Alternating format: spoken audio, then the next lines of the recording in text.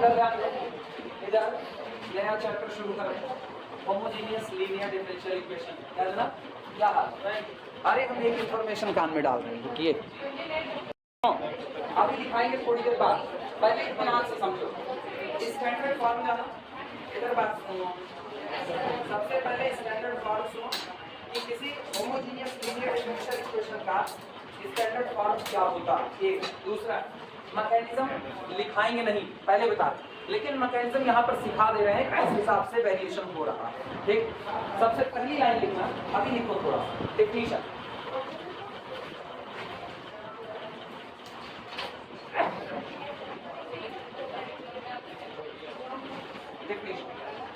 Any differential equation of the form,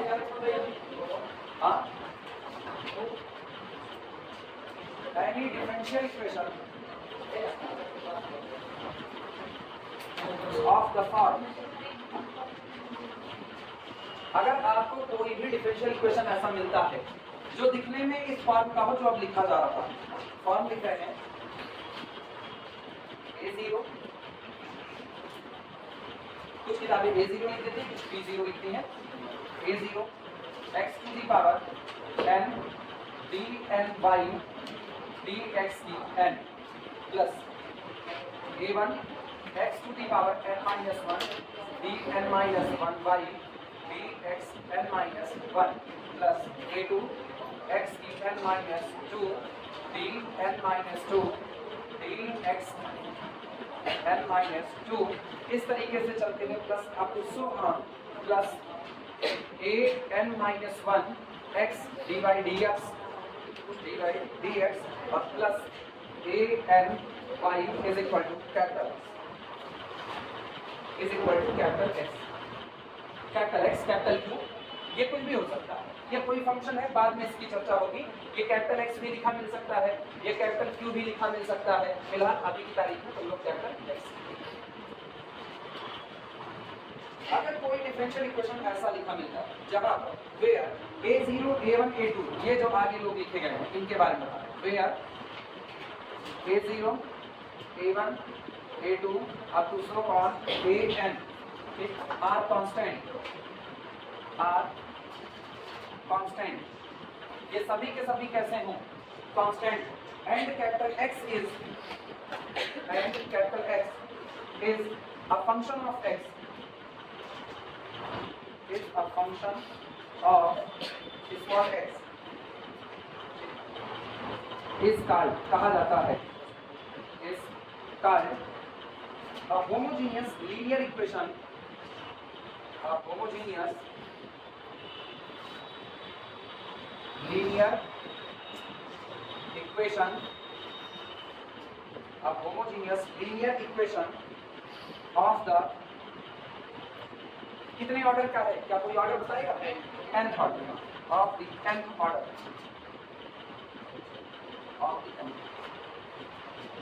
अगर कोई differential equation दिखने में इस स्ट्रक्चर पे होता है a0 x to the power n, then अगर x to the power n है तो यहाँ nth derivative of y plus a1 x की n minus 1, जैसे पावर x की n minus 1 हुई तो उसके जस्ट बगल में कौन बैठेगा? n minus 1 डेरिवेटिव, मतलब जितना x की पावर लगी है उसके बगल में उतने ही ऑर्डर का डेरिवेटिव बैठा हुआ है। इस तरीके को आप बराबर करके कितना कैपिटल X, अगर ऐसा कोई डिफरेंशियल इक्वेशन आपको नजर आता है that's called the linear differential equation, कौन सा? Homogeneous linear differential equation of nth order.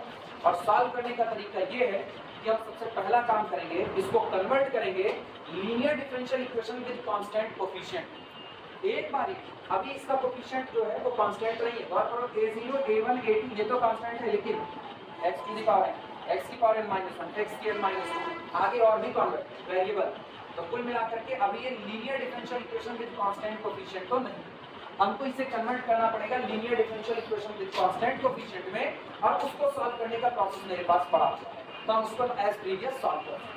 Clear हुआ? ये पहले लोग थोड़ा डिफिनेशन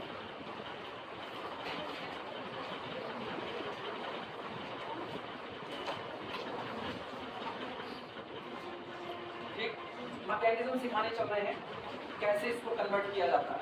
और मैकेनिज्म केवल देखो, बाद में हम लोग पूरा मैकेनिज्म केवल वर्किंग रूल के नाम पर लिख देंगे कि ये चेंजिंग करनी है, लिखा देंगे मैकेनिज्म, सिखा दे रहे हैं कैसे होगा।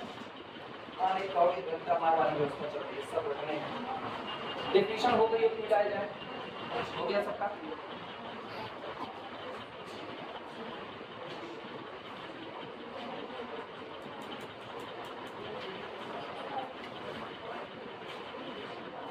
ये चल रहा है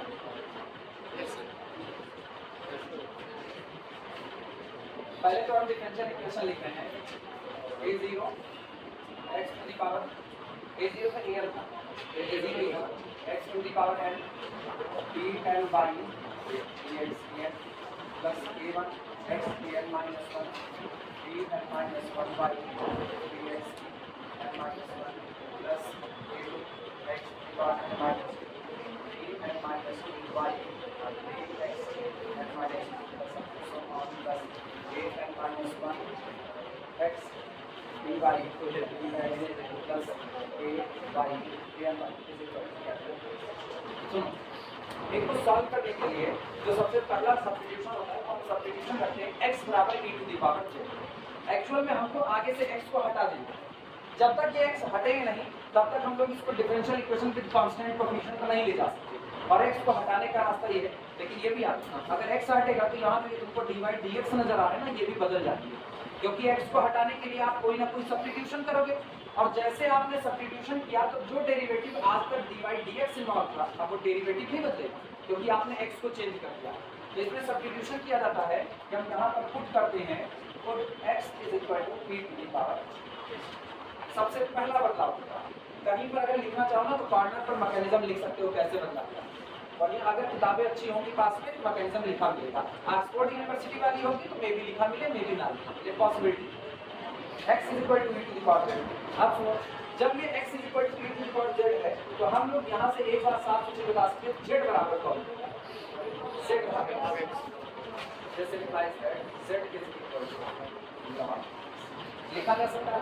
और अगर z बराबर log x है तो dz dx कौन होगा, this implies that dz dx is equal to 1 upon यही बनेगा। क्लियर है इतनी बातें सबको? ठीक। अब एक चीज और, ये हमको मिल गया dz dx, लेकिन मुझको dz dx नहीं, मुझको dy dx को बदलना है। तो dy dx क्या होता है, dy dx can be written as, क्या इसको dy dz dz dx लिखा जा सकता है कि नहीं, आया ना? अच्छा, अगर ऐसा लिखा जा सकता है तो गौर करो हमको क्या मिला, यहाँ से मिला dz dx की वैल्यू तुम्हारे पास पड़ी हुई है 1/x, तो इधर लिखा गया 1/x, यानी लिखा गया है dy dx is equal to 1/x dy dx। सहमत हो इस बात से? यानी ये लिखा गया दिस इंप्लाइज दैट x को इधर लेकर के आओ, x dy dx is equal to dy आया ना? अब वास्तविकता में ये लिखा गया है x डिफरेंशिएशन ऑफ y, सहमत हो? x differentiation of y is equal to differentiation of y with respect to the z। यहाँ y का डिफरेंशिएशन किसके रिस्पेक्ट में, और यहाँ y का किसके रिस्पेक्ट में, z के। दोनों ही बार डिफरेंशिएशन किसका हो रहा है, y का। डिफरेंशिएशन का मतलब आप ऑपरेट कर रहे हो एक फंक्शन, तो ये बताओ किस पर ऑपरेट हो रहा है, y पर कौन ऑपरेट हो रहा है, x dx, और y पर कौन ऑपरेट हो रहा है, d डैश, और दोनों का y पर असर कैसा आ रहा है, एक बराबर। इसका मतलब कल को जहां जहां पर xd होगा उसको हम लोग रिप्लेस कर देंगे d डैश। xd का मतलब समझ रहे हो, xd का मतलब है x into d dx and this replace by d dash, और d डैश का मतलब है चेक करो पूरे में x dx है कहां, मिला कि नहीं मिला? यहाँ पर आप क्या रखोगे, अब ये क्या बन जाएगा, अब ये बनेगा an-1 d डैश, आया ना? और ये बगल वाला अभी एज इट इज है an pi is equal to x। देखो धीमे धीमे ये बदलना चालू होगा, अब ये बदलेगा। अब अगली बात सुनना,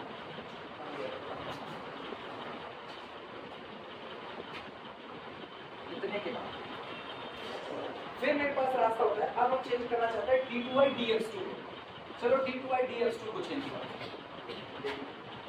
d2 डी एक्स टू, इसका मतलब हुआ y का कितनी बार डिफरेंशिएशन हुआ, तो y का डिफरेंशिएशन होगा, यानी this can be written as D D X of D Y आया ना, सहमत हो। अब ये बताओ dy dx की वैल्यू तो अभी मिली थी, ये रही dy dx मुझको मिला था D D X of dz dx कितना 1/x इनटू dy कितना dz, सहमत हो कि नहीं। और मेरे ख्याल से प्रोडक्ट का डिफरेंशिएशन तो सबको आता है। चलो प्रोडक्ट का डिफरेंशिएशन करते हैं, प्रोडक्ट का डिफरेंशिएशन करोगे तो दिस इज इक्वल टू, पहले क्या करें 1/x को छोड़े कि पहले 1/x ही निपटा लें, 1/x निपटा लें, तो 1/x का x के लिए डिफरेंशिएशन कितना -1/x² और साथ में है कौन dy dz, सहमत। अच्छा आपकी बात फिर प्लस 1/x छूटेगा, लेकिन अब ध्यान से सुनना 1/x छूटा तो आप dy dz को डिफरेंशिएट करने जा रहे हो x के लिए, होगा नहीं, पहले होगा z के लिए और फिर z होगा x के लिए, मतलब ये कुछ ऐसा लिखा जाएगा ddz of dy dz into dz dx, सहमत हो कि नहीं। इतना ये डिफरेंशियल कैलकुलस ये तो याद होना चाहिए, ये आया कितना, this is equal to -1/x² dy dz आया ना। और ये बताना dz dx कितना, dz dx 1/x dz dx 1/x, तो सोचो 1/x प्लस 1/, ये मिला। और यहाँ कौन बना, ये dz2 मिला कि नहीं मिला। क्या हम पूरे में से 1/x² को बाहर कर सकते हैं, तो this is equal to 1/x² बाहर, ब्रैकेट में देखो क्या बना, ब्रैकेट में बना, ध्यान से सुनना, d2 dz2 माइनस dy, ये बना। इस x² को चुपके से उठा के ऊपर लेकर जाओ, तो बोलो इधर क्या, x² d2 dx d2 is equal to, ये इनका हाल देखना, d2 dz2 minus ddz operator, सहमत हो। अब सोचो ये ऑपरेटर है, किस पर ऑपरेट करा है, x² d2 dx2 as operator किस पर ऑपरेट करा है, y पर। तो वास्तविकता में जहां पर x² d2 dx2 होगा उसकी जगह पर क्या रख दिया जाएगा, d2 डैश, अगर हम इसको d डैश कह रहे थे तो d2 माइनस d डैश, यही रख दिया जाएगा कि नहीं। जरा d डैश को कॉमन करो, तो दिस इज इक्विवेलेंट टू, वास्तविकता में ये कौन है पहचानते हो, ये है x² d2, आया ना, x² d2 and this is equivalent to d dash minus. अब तो नकल बैठी नहीं मारी, अब तो बैठी नकल ये कहती है कि जहां पर वर्डिंग देखना, यहाँ पर लिखना है, यहाँ कॉर्नर पर देखना, जहां पर मुझको xd नजर आएगा, xd उसकी जगह पर सिर्फ और सिर्फ हम लोग पुट करेंगे, जहां पर मुझको x² d2 नजर आएगा वहां पर पुट करेंगे d dash and d dash minus 1, मतलब जहां मुझको x³ d3 नजर आएगा वहां पुट करेंगे d dash minus 1 d dash minus 2। नकल मिली। सोचो 3 तक गए तो कहाँ रुके, 2 तक, 4 तक जाएंगे तो कहाँ d-3 d डैश माइनस 3 बन जाएंगे। सब्स्टिट्यूशन समझ में आया। और सोचो ये बदल चुका है, अब ये बदल गया, अब तुमको ये क्या नजर आ रहा होता है, ये नजर आना चाहिए a0, इसकी जगह पर शुरू करेंगे d डैश से, d डैश माइनस 1 से चलते चलते d डैश माइनस जितना है उससे एक तक, सही। और बाहर यहाँ कौन 1 प्लस a1, इनकी जगह पर क्या, इनकी जगह पर d डैश माइनस 1 से चलते चलते d dash minus l minus 2, अब बाहर कौन y। ये बताओ क्या सबके आगे से वेरिएबल x खत्म हो गया। और मेरे ख्याल से अगर हम इनका प्रोडक्ट लगाएं तो ये differential equation with constant coefficient बन चुका है। सहमत हो? यही इसका वर्किंग, यही इसका मैकेनिज्म चेंज करने का। ये बातें अगर लिखी जाएं तो निश्चित तौर पे हाँ टाइम तो जाएगा, जैसे समझाने में जैसे लिखने में जाएगा, इसीलिए ये बातें लिखी नहीं जाती, इनको किताब पर छोड़ा जाता है कि आप एक बार किताब उठा करके पढ़ो। वर्किंग रूल में हम सीधे लिखेंगे replace x d(dx) by the d dash, x square d2 dx2 by d dash into d dash minus 1, x cube d3 dx3 by d dash minus 1 d dash minus 2। यही working rule में लिख दिया जाता है। And now our equation change into the differential equation with constant coefficient। अब working rule accept कर लोगे, लिखा है। चलें आगे। सब्स्टिट्यूशन याद है क्या हुआ था? y बराबर e की पावर z, वहीं से सब कुछ होता है।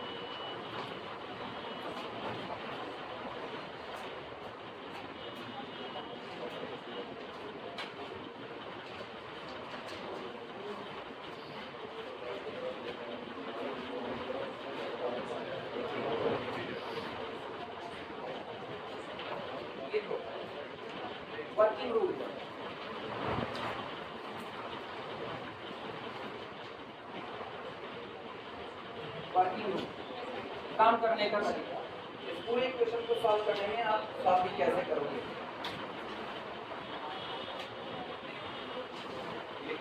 पहला वर्किंग रूल, पहला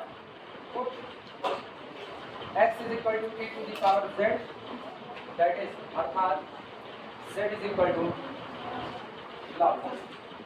सबसे पहला काम करो, x बराबर क्या मान लो? e to the power z, यानी z बराबर क्या मान लो? log x मान लो। ये जब मान रहे हो ना शुरुआत में, तो ये चीज आप अपने मन से ला, अपने इक्वेशन को आसान भाषा में सॉल्व करने के लिए आप ये अपने मन से ला। मतलब जिस वक्त हम पूरा इक्वेशन सॉल्व कर लेंगे, सॉल्व तो करेंगे linear differential equation as constant with constant coefficient, लेकिन जब फाइनल आंसर लिख रहे होंगे कंप्लीट सॉल्यूशन y बराबर cf प्लस bi, तो वहां पर बताएंगे where x is equal to क्या था? e to the power z। या पूरा मेरा आंसर z में जाएगा तो बताएंगे z बराबर कौन है? log x। या जहां जहां पर z नजर आएगा उसकी जगह पर कितना रख देंगे? log x।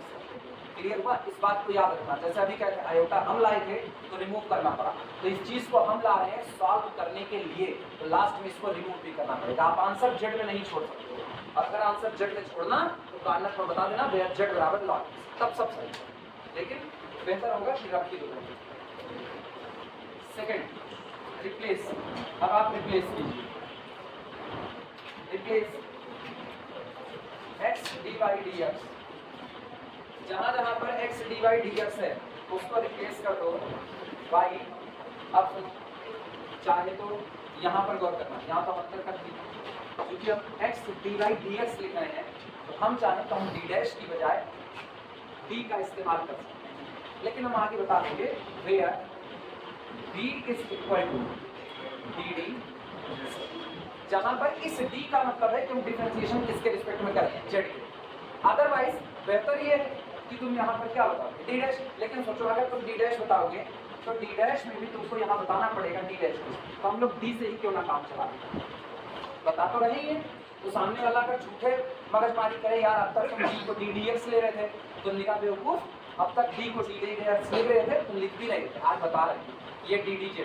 क्लियर हुआ? d से काम चला रहे। d डैश अच्छा नहीं लग रहा यार, कई लोग इसमें ना पता नहीं कौन से कंफ्यूज हो जाए, d डैश का मतलब d का भी डिफरेंशिएशन मार दिए, वो दिक्कत वाली बात है, तो हम फिर वो भी बचाना है।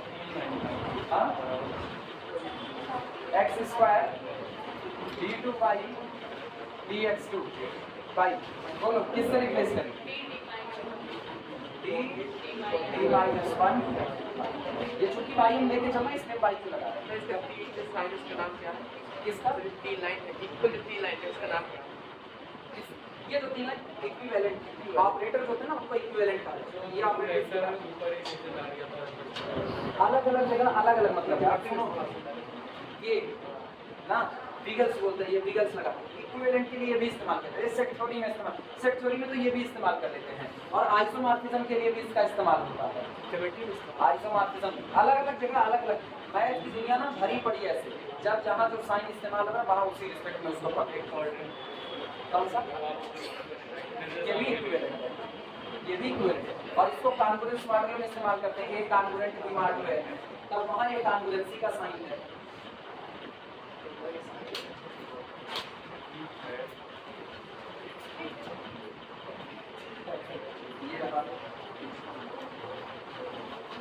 या भैया जिन लोगों को सिंबल में अभी भी तकलीफ है, अभी भी तकलीफ है, वो लोग या तो इसको ऐसा कह देंगे तो ये होगा 1, ये होगा 1।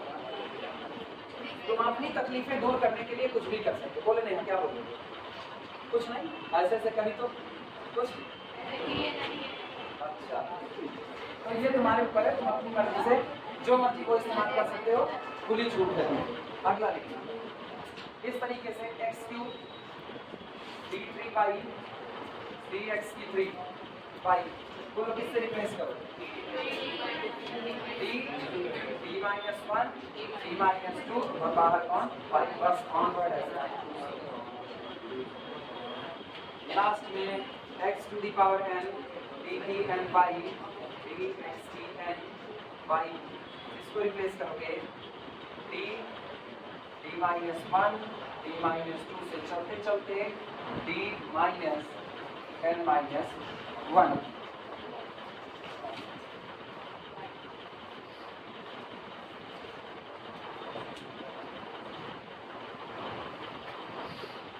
लगाते वक्त हम अलग सिंबल इस्तेमाल करें, परेशान ना हो। लगाते वक्त हम d' या d1 का इस्तेमाल करें।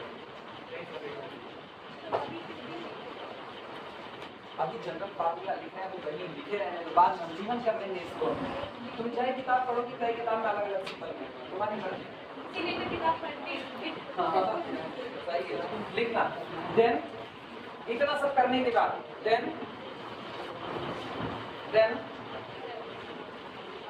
given equation transformed into given equation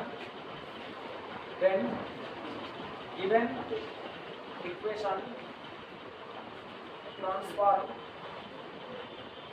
into, अब ऐसे में जब तुम इतनी चेंजिंग कर दोगे तो जो तुमको इक्वेशन दिया गया था शुरुआत में, जो मेन डिफिनेशन में लिखाए गए हैं, वो पूरा का पूरा इक्वेशन चेंज हो जाएगा। और किसमें चेंज होगा वो सुनना, function of d operated on y is equal to x।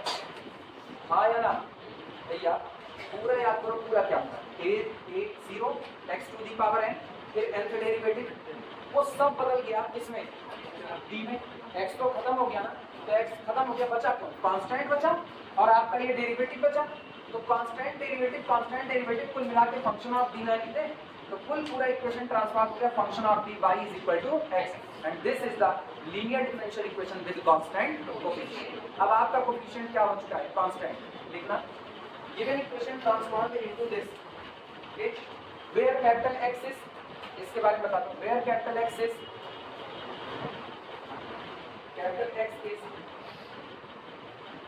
some function of, where capital X is some function of, लेकिन अब यहाँ पर गलती मत करना, जब ये पूरा का पूरा तुम z में लेके चले गए तो ये भी बदलाव होगा, बदला तो होगा।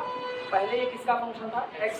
आपने x बराबर क्या माना? e की पावर z, तो अब या तो ये z का फंक्शन बन गया होगा या तो ये कांस्टेंट हो चुका होगा।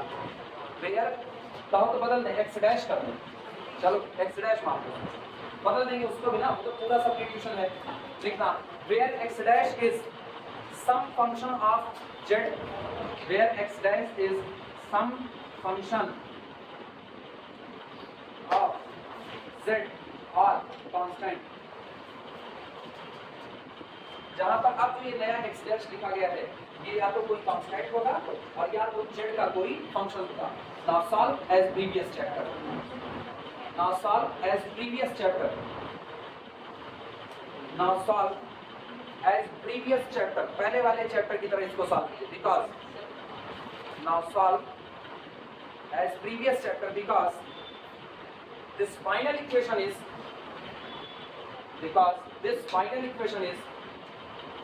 linear differential equation with constant coefficient, because this final equation is linear differential equation with constant coefficient, because this final equation is linear differential equation with constant coefficient.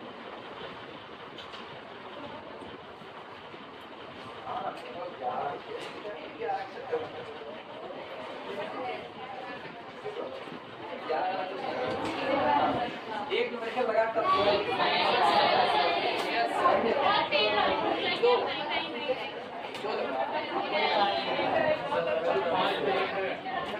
Minute अभी 10:59 हो रहा है, 1 मिनट मेरा है।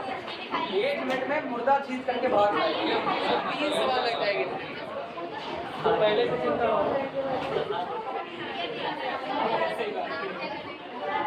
मेरी घड़ी की बैटरी निकल गई, आपको 10:59 मिनट की हुई है।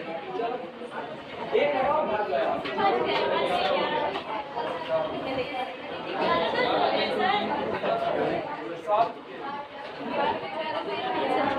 X square d2y dx d2 तुम जॉब का टेस्ट करवाते हैं तुम लोगों का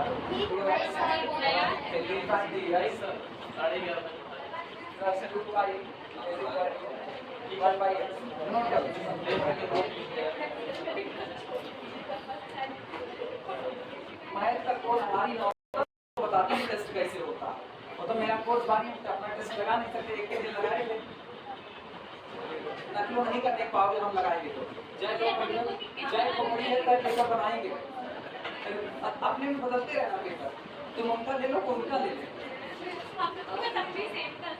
देखो सॉल्यूशन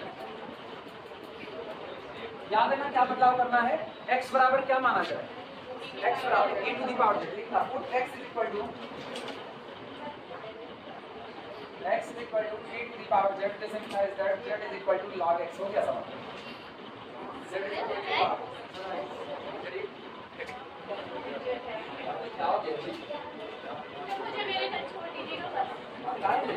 अभी देखना, अभी वो स्केप वेलोसिटी लगाएंगे 11.3 किलोमीटर प्रति सेकंड और यही खेलेंगे घरे गिरोगे।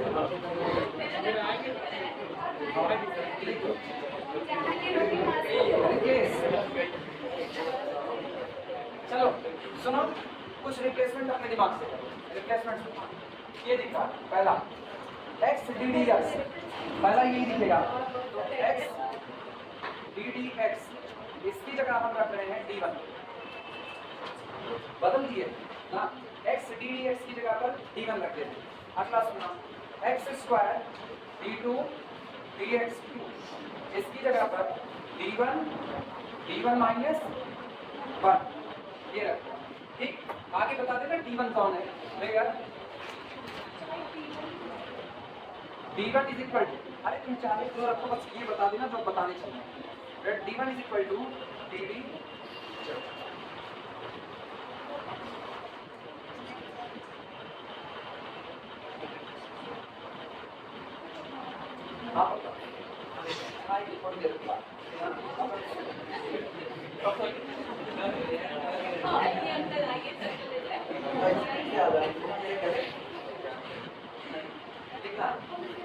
then given differential equation,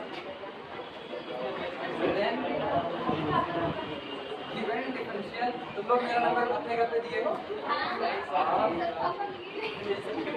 transform into, अब सुनो, गाने में दिया गया डिफरेंशियल इक्वेशन पूरी तरह से बदल जाए। चलो दिए गए डिफरेंशियल इक्वेशन को चेंज करो, देखो कितना मिलेगा।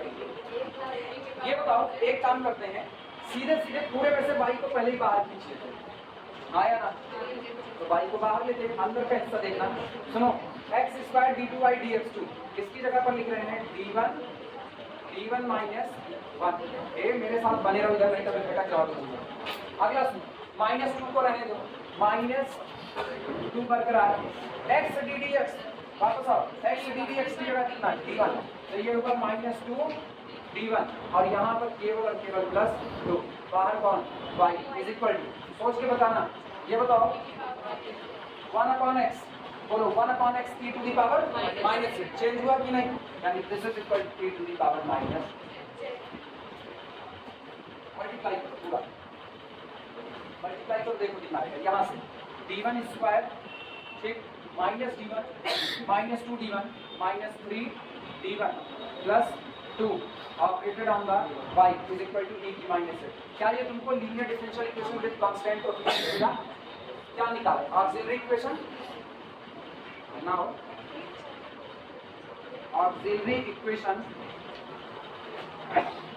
अब तक n स्क्वायर कर देते ना, m1 स्क्वायर कर देते हैं, m1 square -3m1 plus 2 is equal to 0। बोलो कितना आएगा m की वैल्यू? m की वैल्यू कितने कितनी?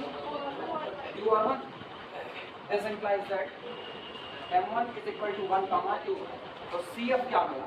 cf is equal to c1 e to the power x नहीं, अभी तुम z में चल रहे थे, तो c1 e to the power z plus c2 e to the power 2z। अब गौर करना, इधर इधर बात सुनो, cf z में निकालो, आंसर वा तो x में देना पड़ेगा, आंसर तो x में देना पड़ेगा, तो इसको लिखो अब x में, c1 e to the power z बराबर बोलो x। क्या ये e की z का होल स्क्वायर लिखा है कि नहीं? e की z कौन है? x, तो ये लिखा है c2 ये तुम्हारा c होगा। सोच करके काम करना, इसमें हड़बड़ी नहीं। c1 e की power 1z plus c2 e की पावर 2z इतना लिखा, लेकिन मुझको पता है ये e की पावर z तो हमने माना, वास्तविकता में e की पावर z बराबर कौन है? x। तो e की पावर z की जगह पर क्या रखो? x, तो कौन हुआ? c1x। ये e की पावर z का होल स्क्वायर है, क्योंकि हम जानते हैं अगर कहीं e की z का होल स्क्वायर लिखा है तो इसको लिखते हैं e की पावर 2z। अब बोलो e की पावर z कौन है? x, तो यहाँ कौन हुआ? x। अभी सबको क्लियर हुआ? चलो ये CF आ गया, PI की तरफ आते हैं।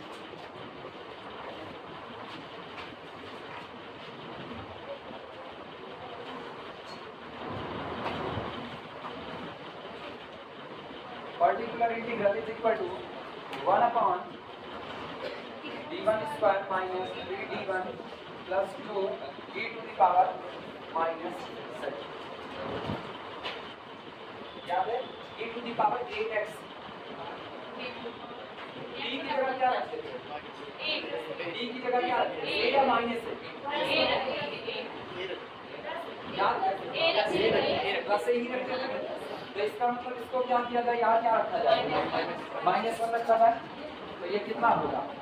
1 अपॉन -1 का स्क्वायर माइनस 3 इंटू -1 प्लस 2। यही यही चेक कर लो, केस ऑफ फेलियर है क्या? नहीं, e to the power minus this is equal to कितना? 3 1 के 3 प्लस 3 और 2 1 3 3 3 6 की माइनस z बाई e की माइनस z बाई 6। लेकिन ये बताओ, ये pi e की z में आया, this is equal to 1 upon 6। Reason पता है ना क्यों ऐसा हुआ? क्योंकि x बराबर क्या है? e की पावर z। ठीक, complete solution. y is equal to cf, वहां से cf x वाला माना, c1x प्लस c2x स्क्वायर और pi यहाँ से प्लस 1 अपॉन 6 है। और कोई इसको नेगलेक्ट नहीं करेगा क्योंकि x की नेगेटिव पावर दिया है। अब ये दोनों कैसे हैं? Positive power. आसान है, पिछले वाले तरीके से वही मैकेनिज्म का बवाल है बस वाले। फिलहाल इसी पर रोको, और कल अपना टाइम लेकर आना 7:30 8:30 बजे से लेकर के